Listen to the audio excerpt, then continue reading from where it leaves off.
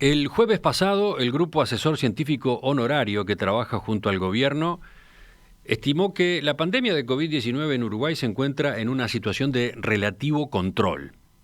Avisó que es previsible que en los próximos meses aparezcan más brotes y planteó que el combate al coronavirus debe concentrarse en evitar el pasaje a una fase de contagio comunitario masivo. Preguntas varias a partir de esa comunicación. ¿Qué importancia tiene esta serie de casos que se disparó a partir de una mutualista de Montevideo? ¿Cómo queda ubicado nuestro país en la comparación internacional? ¿Qué números hay que observar para saber si nos acercamos al umbral de epidemia?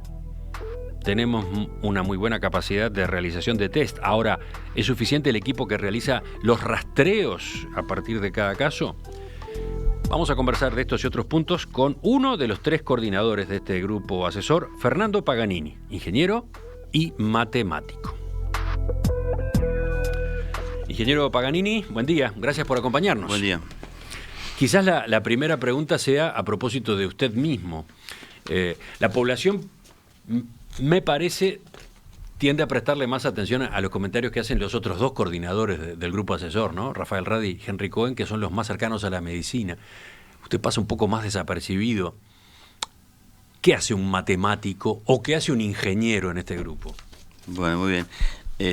Digamos que el aspecto del numérico de la epidemia tiene hay gente que se dedica a tratar de proyectar, entender qué es lo que está pasando de un fenómeno que es por definición relativamente oculto. Si uno espera que vengan los casos, digamos, con los sintomáticos, llega tarde. Entonces hay todo un esfuerzo mundial por tratar de anticiparse a las ocurrencias de los eventos, y una de las herramientas que aparece ahí son los modelos matemáticos.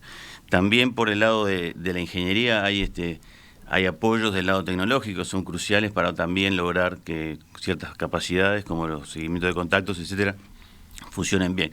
Entonces, ahí creo que algunas personas como yo, que me dedico a la interfaz entre matemática e ingeniería, o la matemática aplicada, vamos a decir, tenemos algo para contribuir en cuanto a evaluar cómo están las cosas y tratar de hacer asesoramientos correctos hacia dónde van, ¿no? Por ejemplo, de su experiencia profesional reciente, ¿cuál de las actividades está cerca de esto que ahora le tocó acá en este grupo? Son más de una, ¿no? Por un lado, yo hice mi doctorado en ingeniería eléctrica, pero en el área de teoría de control, que es justamente se dedica a estudiar sistemas bajo realimentación. O sea, cuando uno tiene que controlar un sistema, vamos a decir un avión, y tiene que asegurarse que siga una cierta trayectoria y mide ciertas variables y actúa sobre otras, ¿no? Ese control realimentado es un foco de estudio. Uno trata de hacer un modelo matemático de lo que va a controlar en lo mejor que puede, y después a partir de ahí decide estrategias de acción. Y ese tipo claramente conceptualmente estamos en una situación similar en cuanto a que... ¿Por qué? A ver, cuéntenos cómo sería el paralelismo. Tenemos un fenómeno que es una epidemia que está por ahí, que tiene su dinámica propia, digamos, se reproduce. Que no conocemos demasiado tampoco. Eso es otro adjetivo que le voy a agregar enseguida a la teoría de control, pero es un fenómeno que tiene su dinámica, o sea, que su dinámica quiere decir que evoluciona solo, digamos, y que nosotros tenemos algunas capacidades de actuar sobre él, en particular dando recomendaciones a la población de que se aísle o haciendo seguimiento de contactos, y pretendemos con esas acciones llevar la curva hacia donde nosotros queremos, digamos. Eso es típico de un sistema de control realimentado. El otro ¿Es típico de un sistema de...? Control realimentado, perdón que se habló medio rápido. Lo que usted hacía referencia de la incertidumbre también es el otro gran aspecto que tienen los sistemas de control. Se llama a veces control robusto, aquel que de alguna manera tiene en cuenta que, ojo, que no tenemos el modelo de lo que estamos tratando de controlar. En este caso es particularmente incierto el sistema, en parte porque el virus es nuevo. El virus nació o apareció a fines del año pasado. Claro. Y desde ese momento en adelante la comunidad científica está tratando de entenderlo, ¿no? A cada rato están publicándose papers, investigaciones, artículos. A cada rato aparecen incluso contradicciones, ¿no? Con trabajos anteriores. Efectivamente, sí. El impacto de ciertas cosas, mis colegas, sobre todo del área biomédica y salud, están permanentemente siguiendo los últimos papers basados empíricos, digamos, que traen distintos elementos a la mesa. Y del lado de modelos, uno tal vez hay algunos aspectos en los cuales esta epidemia se parece a otras que ha habido en la historia, pero hay algunas peculiaridades, ¿no? Por un lado, que el grado de, si se quiere, información global, conocimiento global, acción global sobre el tema creo que es único, sin precedentes. Sí, es el grado de información y la instantaneidad con la que circula esa información, además, ¿no? Exactamente. Entonces eso hace que estemos tratando... Es una epidemia que de alguna manera tiene el control humano mucho más metido que otras veces. Y aparte está esto otro de la capacidad que hoy tiene la ciencia de hacer los diagnósticos moleculares más precisos que permiten tomar acciones que en otro tiempo no se hubiese podido. Entonces tenemos una epidemia que tiene muchos aspectos, vamos a decir, tradicionales, que no sorprenden a quienes se dedicaban a esas cosas. Yo no era mi caso, pero he leído, pero sí aspectos que son nuevos y que traen bastante incertidumbre sobre, bueno, cuánto hay que hacer para lograr esto o aquello, ¿no? ¿Cuántos científicos trabajan en total en el grupo? Bueno, el grupo científico de Nariño entero se formó empezamos los primeros 3 y salimos nosotros a convocar más gente. Y hay unos 35 del lado de salud, hay unos 20 del lado de ciencia y datos, modelos y datos. Esos son los nominados y están publicados en la página. Muchas de estas personas son líderes de grupos que tienen sus grupitos de estudiantes, de ayudantes o incluso de colegas, y que también están de alguna manera informalmente vinculados. Así que es difícil precisar exactamente el tamaño. Pero así que entonces, en principio, usted coordina 20. Explícitamente 20, sí. Uh-huh. Bueno, vayamos a lo que ustedes informaron el jueves, la segunda conferencia de prensa. Allí estimaron que la pandemia de COVID-19 en Uruguay se encuentra en una situación de relativo control, avisaron que es previsible que en los próximos meses aparezcan más brotes y plantearon que el combate hay que concentrarlo en evitar el pasaje a una fase de contagio comunitario masivo. Le propongo que desmenucemos ese resumen que yo acabo de hacer. En primer lugar, ¿qué significa eso de que la situación es de relativo control? Bien, bueno, lo que hemos observado en los últimos meses es lo que en la jerga de esta epidemia se ha hablado de 2 estrategias. Una que es la de la mitigación y otra es la de la supresión. La de la mitigación consiste en pensar, bueno, esto se va a difundir igual, va a tener grandes números, tratemos de que no se desborden los sistemas sanitarios, pero vamos a aceptar cierto grado de descontrol, vamos a decir. La estrategia que terminó tomando el Uruguay fue una de prácticamente suprimir la incidencia de casos en el país, ¿no? O sea, se logró estar muy cerca del 0, digamos. Lo que se llama a veces la estrategia del martillo, un martillo a la curva. Entonces, por supuesto que ese control en 0 no es exacto, no es 0-0, uh-huh, sino que lo que ocurre es que hay, sobre todo en un país que no está totalmente aislado, hay inyecciones externas de eventos que provocan, por la naturaleza de la contagiosidad, brotes. Mientras el tamaño de esos brotes y la frecuencia de esos brotes sea relativamente estable en el tiempo, podemos hablar de un relativo control. Relativo control. Ustedes entonces le bajaron el tono al diagnóstico. Se lo digo porque en realidad en esos días muchos se asustaron con la serie de brotes acá en Montevideo, con esas salpicaduras que en particular se daban en el sistema de salud, ¿verdad? Un ámbito especialmente sensible. Ustedes le quitaron dramatismo. Bueno, hasta cierto punto. Nosotros nos preocupamos también como todo el mundo. Es más, habría que ver las discusiones internas entre nuestros colegas esas noches, a ver qué quería decir el último dato, si esto implicaba que se había descontrolado, si no, si todavía no. O sea, no es que uno tenga una tranquilidad absoluta, simplemente que uno piensa, aparece uno de estos brotes y uno va siguiendo la serie con los datos que tiene y hasta que no ve realmente un cambio brusco de tendencia, dice no demos la voz de alarma todavía, simplemente estemos muy expectantes a ver cómo sigue esta secuencia. Veamos algunos números, justamente, o algunos indicadores.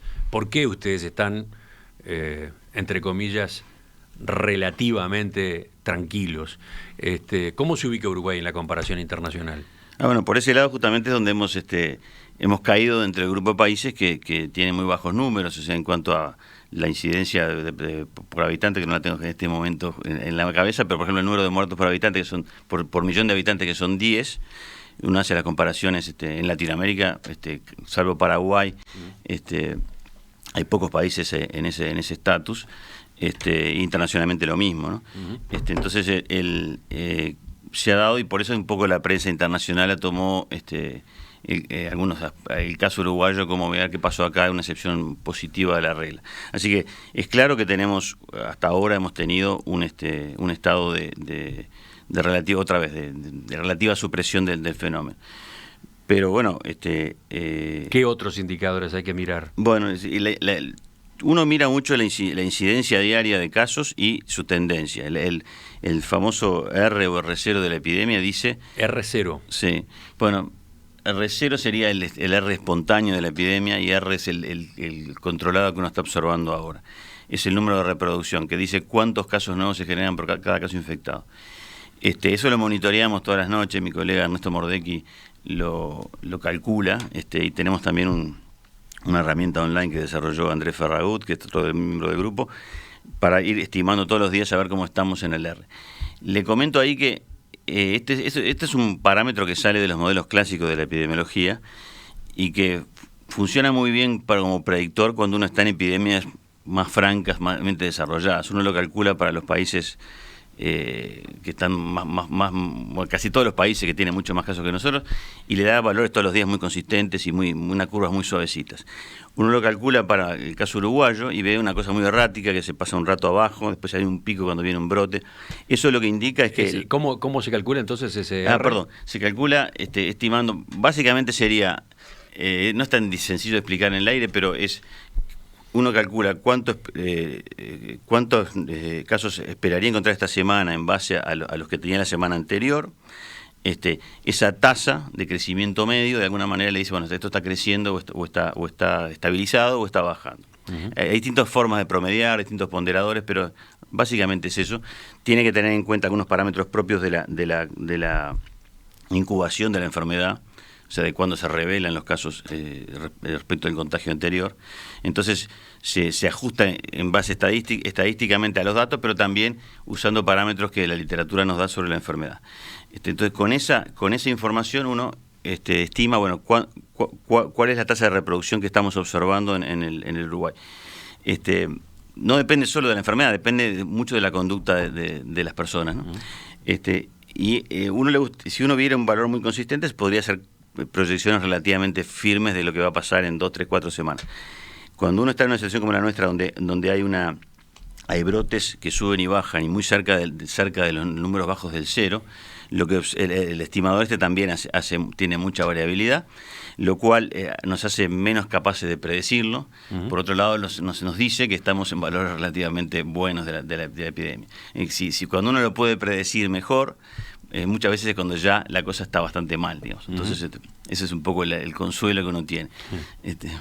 Y el otro indicador que he visto que se toma en cuenta, que es la cantidad de positivos cada día en función de la cantidad de test que se procesaron. Bueno, ese es un dato clave en cuanto a la sensación del grado de control que estamos teniendo del fenómeno, el grado de observación que estamos teniendo de lo que pasa, ¿no? Por ejemplo, ayer se procesaron 1.943 test y hubo, ¿cuántos positivos? 18. ¿No? Sí, eso es el orden del 1%, que es un buen número.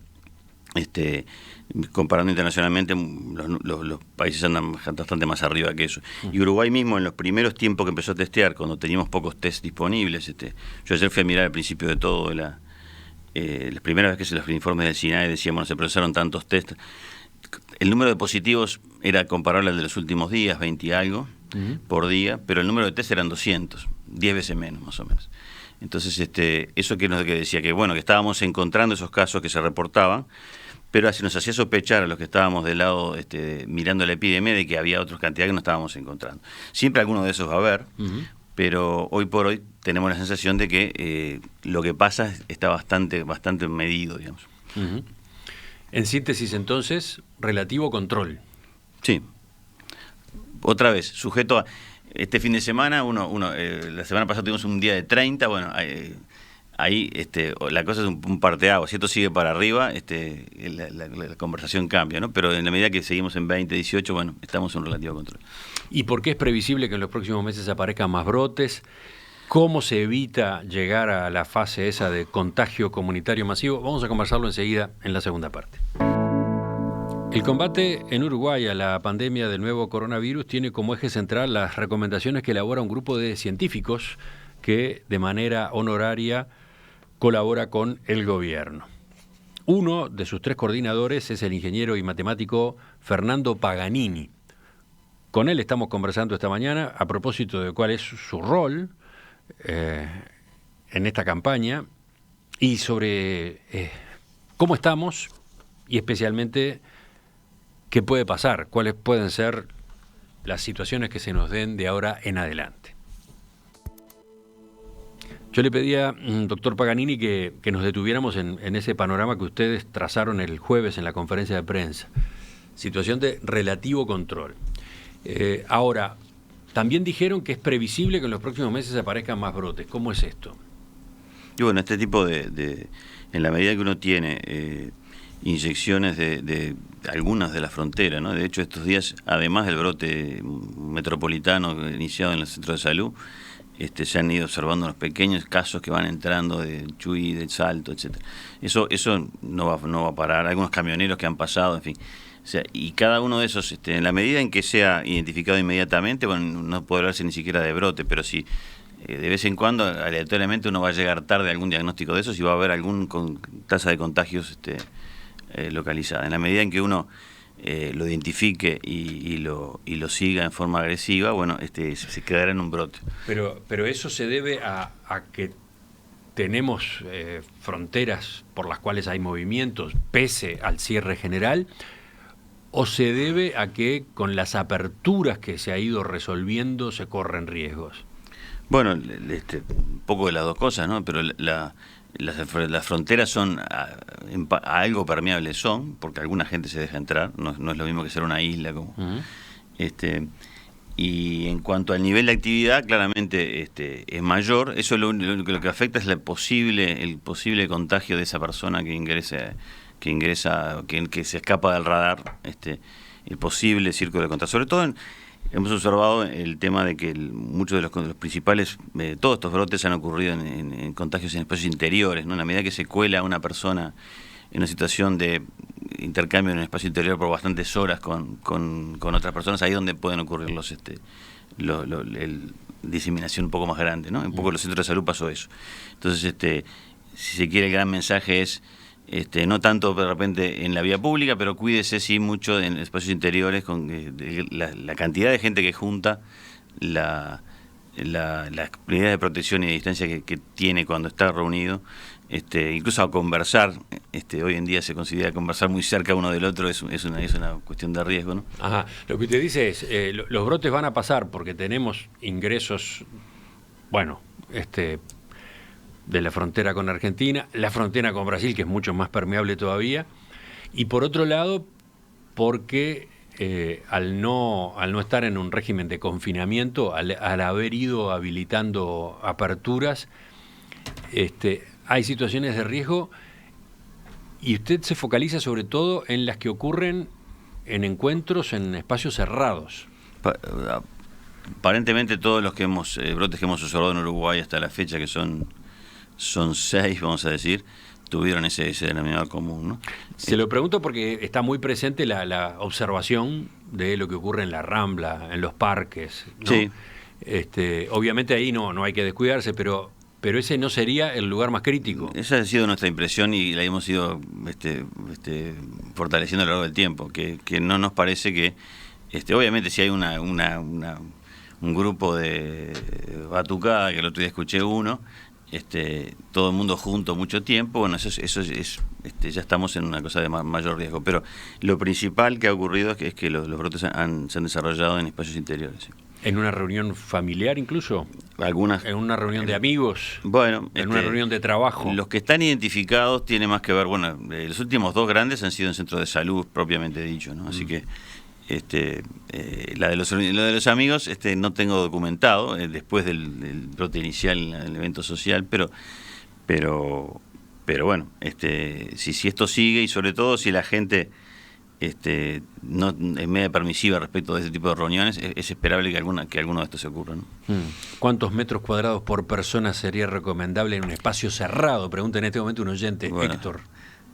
Ese tipo de protocolos de distancia lo hemos resumido en los 2 metros interpersonal, y cuando no se puede ponerse el tapaboca como forma de simplificar la cuenta.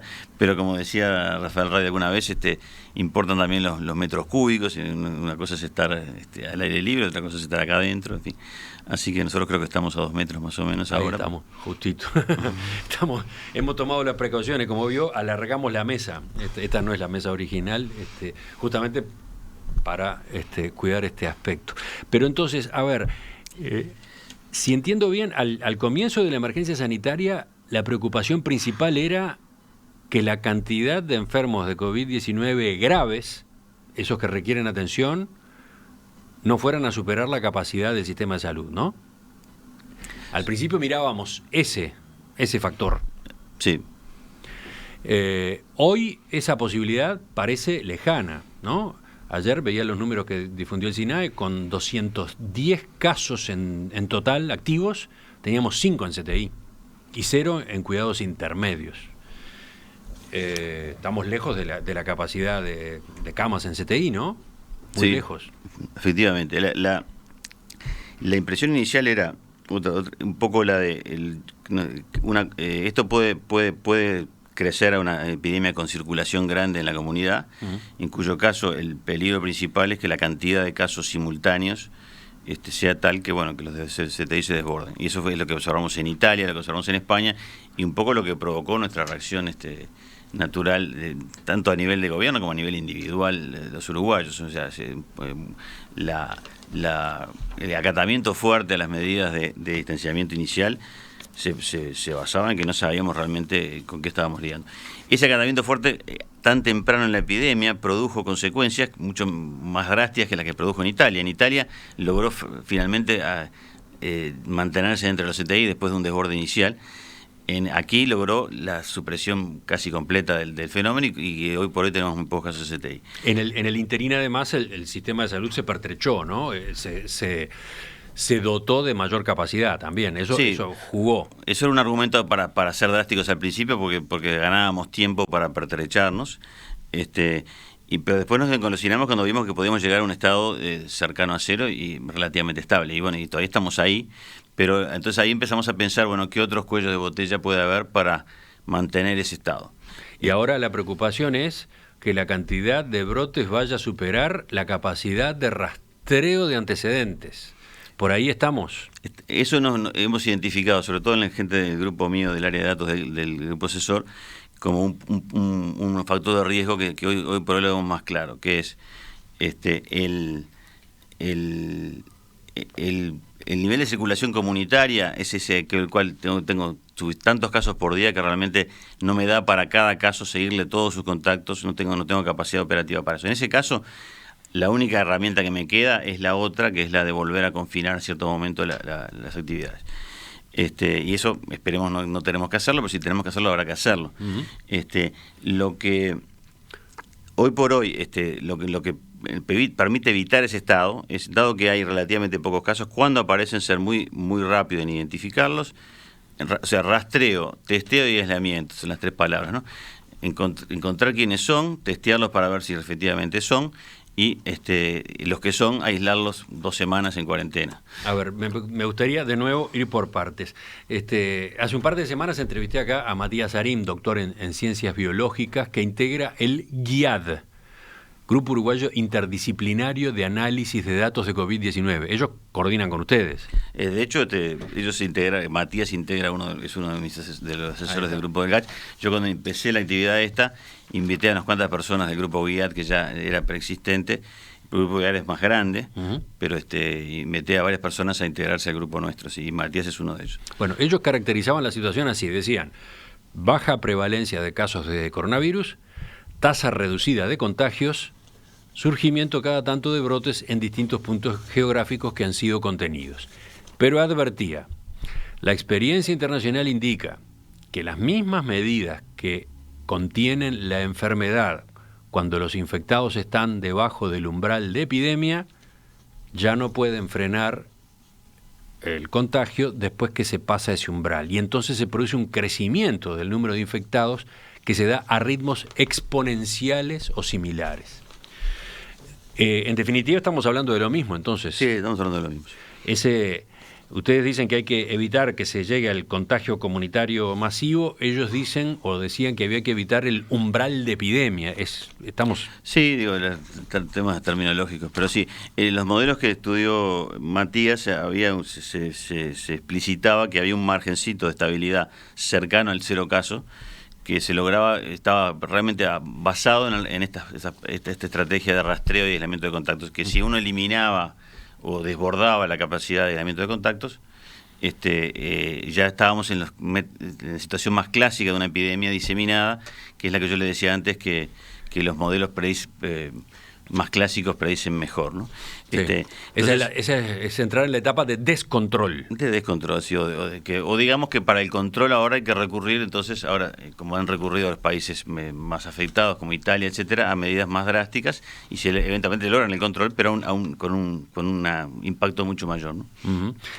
La pregunta, claro, es cómo se calcula ese umbral de epidemia, bueno, ¿no? En eso estamos todos estos días, y lo que es difícil a veces cuantificar es objetivable la cantidad de test que se están haciendo, eso es lo que hablábamos antes. Hemos ido aumentando fenomenalmente la capacidad de realización de test, ¿no? Efectivamente, sí, como un orden de 10 veces desde el principio hasta ahora. La semana pasada tuvimos un día de 3.100 test. Efectivamente. Cosa maravillosa, porque recuerdo cuando empezó a trabajarse en esa dirección había un objetivo que era llegar a 1.000, ¿no? Un primer objetivo había sido llegar a 1.000 y eso ya se consideraba un éxito. Sí, sí. Lo que comentaba, los números de casos que se daban confirmados al principio, que eran del primer brote, que eran 20 y pico por día también, nos preocupaban bastante. Nos preocupaban en un contexto que teníamos 200 test realizados. Ahora aparece un número similar de positivos los últimos días pasados, pero con 10 veces más test. Bueno, eso uno le dice que lo que no encontró va a ser bastante menos, ¿no? Uh-huh. Entonces, la parte de testeo hoy está bastante más robusta, incluso existe la posibilidad que se ha manejado alguna vez de el pureo de muestras como forma de incluso aumentar más la capacidad de testeo. ¿Qué es eso? ¿Qué quiere decir ese término? Ese término quiere decir juntar una cantidad de muestras de distintos pacientes en una sola corrida del PCR, que es esta máquina que detecta virus, y si da negativo uno ya descarta que todas esas muestras estén infectadas. Si da positivo tiene que volver a mirar cuál fue, vamos a decir. O sea, hacer como un procesamiento industrial, un procesamiento en serie de una cantidad de muestras, digamos. Juntar una cantidad de muestras y eso permite aumentar con una confiabilidad un poquito menor, pero como en situaciones de números grandes es una asistencia importante. Pero esa es una parte de la película, es el testeo. Previo a eso está el aspecto de rastreo, que es el buscar a los contactos y encontrarlos. ¿Previo o posterior? Bueno, está bien, posterior al primero y previo al testeo del contacto, correcto. Ese es otro factor crítico. ¿Qué capacidad hay para ir hacia atrás a partir de un caso positivo, no? Eso. Sí, hacia atrás o hacia adelante, ¿no? O sea, uno ve un caso positivo con quién estuvo usted y ver personas que esa persona pudo haber contagiado, o también si personas que lo pudieron haber contagiado. Ahí está. Esa es la capacidad de rastreo. ¿Cómo se hace? Capaz que vale la pena brevemente explicar cómo es ese trabajo, ¿no? Sí, hay mucho se ha hecho en Uruguay de trabajo manual de personas en el Departamento de Vigilancia y Salud del Ministerio de Salud Pública, y también en otros departamentos, en otros profesionales similares en el interior del país, o incluso en los prestadores, que interrogan al confirmado, usted con quién estuvo estos días, tratan de hacerse una lista de personas y empiezan a llamar individualmente a esas personas, a preguntarles si tienen síntomas, a recomendarle que se testeen. Al principio, si no tenían síntomas, no los testeaban porque no había capacidad de testeo. Ahora incluso se pone a testear gente que no tiene síntomas a ver si no tiene el virus igual. Ese es un avance tranquilizador, digamos, ¿no? Claro. Al principio de ese trabajo, cuando empezó a realizarse ese trabajo, había casos que no se testeaban, ¿no? Que podían ser de contagiados, pero no se testeaban porque no tenían los síntomas, etcétera. Ahora se va muchas veces al testeo directamente. El núcleo familiar se puede decir, bueno, ustedes quédense todos aislados, no los vamos a testear al principio, los primeros días porque no tenemos capacidad, pero consideramos que ustedes probablemente puedan tener el virus y se queden aislados. Ahora, primero se confirman todos los diagnósticos con test, pero además se va a buscar gente, bueno, usted no tiene síntomas, pero bueno, vamos a testearlo igual.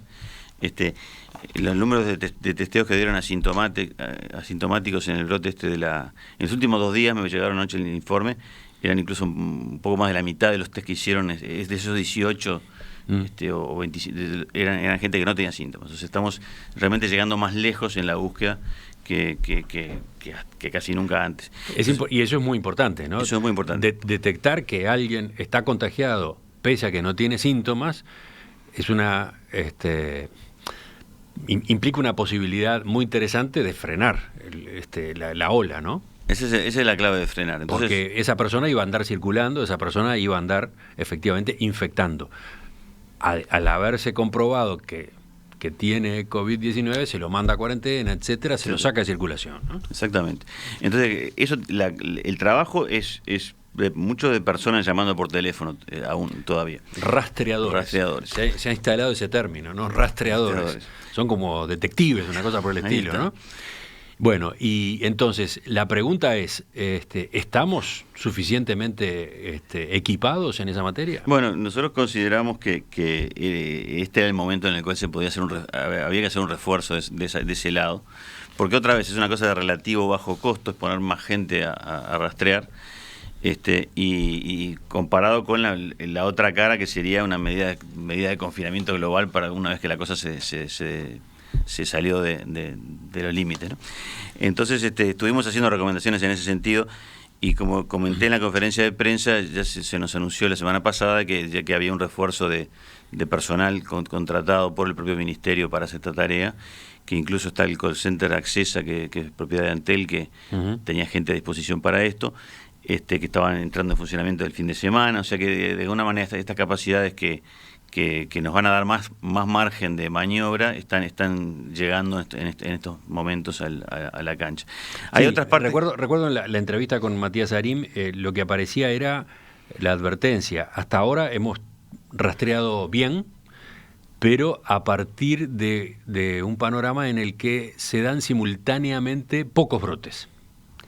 ¿Qué pasa si se producen 10 brotes al mismo tiempo? No sé, 12 o 15. Sí. ¿Podemos hacer el rastreo de 15 brotes? Ahí venía la inquietud. Esa era una de las preocupaciones, ¿no? Sin duda. Sí, esa es la que nosotros tomamos y transmitimos. Y es difícil de contestar la pregunta, sí, ¿no? Porque en el momento de un brote se movilizan a veces huestes que no están oficialmente documentadas. Por ejemplo, en el brote de la Médica Uruguaya, como era un brote interno al hospital, la propia institución se puso a cargo de hacer todas las llamadas. O sea, no es solamente el personal del ministerio que está rastreando, sino que uno tiene una cantidad de gente, incluso me dijeron que en 33 hubo hasta médicos voluntarios participando del proceso. O sea, claramente hay algo de una respuesta espontánea que es difícil cuantificar. Simplemente que nos pareció y nos parece que es bueno que se esté logrando de que la parte profesional del asunto sea un poco más potente. Y también está la parte tecnológica, ¿no? Bueno, la aplicación. La Coronavirus UI. Y sus entornos. La aplicación tiene distintas ventanas, ¿no? Está la que uno puede autorreportar sus síntomas a través de la aplicación. Desde el principio se podía. Sí. También está el 0800, que es otra forma de hacer lo mismo.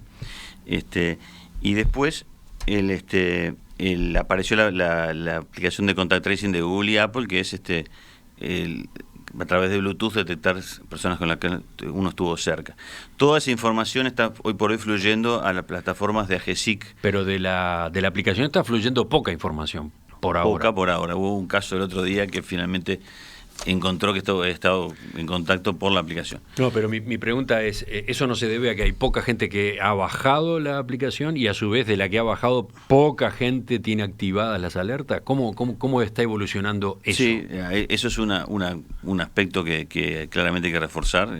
Creo que hubo un empuje inicial cuando se hicieron los anuncios, pero hace falta tal vez una campaña un poco más pública, un poco más visible para que más gente se incorpore a la aplicación. En parte también es porque ha habido pocos, o sea, quien sube las claves diciendo yo estoy confirmado es alguien que es un nuevo confirmado. Y esos son los que empezaron a ocurrir desde que la aplicación está desplegada, ¿no? Hay otros aspectos tecnológicos que hacen que después que llega la notificación al sistema de salud y cómo ingresa esto, con qué rapidez ingresa en los sistemas del Ministerio de Salud Pública, que es algo que se está trabajando también para acelerar. Es otro aspecto más difícil de explicar aquí, pero que hace mucho a la velocidad de respuesta del sistema. Me quedan 2 o 3 preguntas, sobre todo teniendo en cuenta también lo que está aportando la audiencia por WhatsApp. Enseguida completamos la entrevista. Doctor Paganini, en el final, algunas preguntas a propósito de lo que ustedes plantearon en la conferencia de prensa del jueves para adelante, ¿no? Por un lado, rastreo, testeo y aislamiento de los casos positivos, ¿no? Uh-huh. Hay que machacar, hay que mejorar la infraestructura, el equipo humano para trabajar en esta materia. Pero por otro lado, está la actitud de la población. Actuar sobre la población sana con distanciamiento físico y medidas de higiene. En este sentido, ¿cómo están viendo el comportamiento de la gente?